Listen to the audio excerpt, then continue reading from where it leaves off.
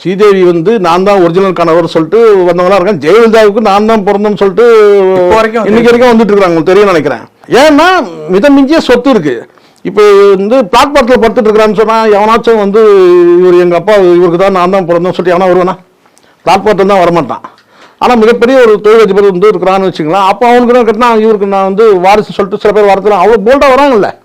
ஜெயலலிதாக்கே இது வரைக்கும் 4-5 பேர் வந்துட்டான்ல. எம்ஜிஆருக்கும் ஜெயலலிதாவுக்கும் பிறந்த புள்ள நான் சொல்லிட்டு வந்துட்டான் ஒருத்தன். இது எவ்வளோ பெரிய விஷயம் இல்லை? எவ்வளோ தைரியம் இருக்கும். அப்புறம் ஒருத்தன் டூப்ளிகேட்டாக டாக்குமெண்ட்டே ரெடி பண்ணிட்டான். என்னன்னு வந்து ரிஜிஸ்டர் சர்டிஃபிகேட்டே ரெடி பண்ணிலாம் வந்துட்டான். அப்போ பாருங்க பணம் என்ன பண்ணுது பாருங்க. நல்லா தெரியும் இதில் பண்ணோம்னா நான் ஸ்ட்ரைட்டாக ஜெயில் தான், அப்பீலே கிடையாது, நேராக உள்ளதான் அப்படின்றது தெரியும். ஆனால் தெரிஞ்சு கூட கிளைம் பண்ணுறானா இல்லையா? அதே மாதிரி வந்து ஸ்ரீதேவி இறந்த போது நான் தான் ஒரிஜினல் கணவர் சொல்லிட்டு வந்தவங்களாம் இருக்கிறான் சொல்கிறேன் நான்.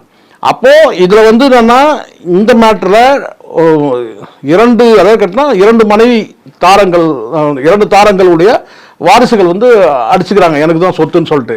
எனக்கு தெரியாமல் இந்த சொத்தை வந்து நாங்களும் இதுக்கு வந்து வாரிசு நாங்கள் எப்படி நீங்கள் விற்றீங்கன்னு சொல்லி. இந்த மாதிரி சாதாரண குடும்பம் கூட நிறைய இருக்குது சார். நான் கேள்விப்பட்டிருக்கேன். ஒழுக்கமாக வந்துட்டா பிரச்சனையே இல்லை. அதை சொன்னால் தான் நம்மளை விரோதின்றானுங்க. ஒரே பொண்ணாடி வாழ்ந்துட்டா அந்த தொந்தரவே இல்லை, வில்லங்கமே இல்லாமல் இருக்கலாம். 1க்கு மேலே போனாலே வில்லங்கம் தான்.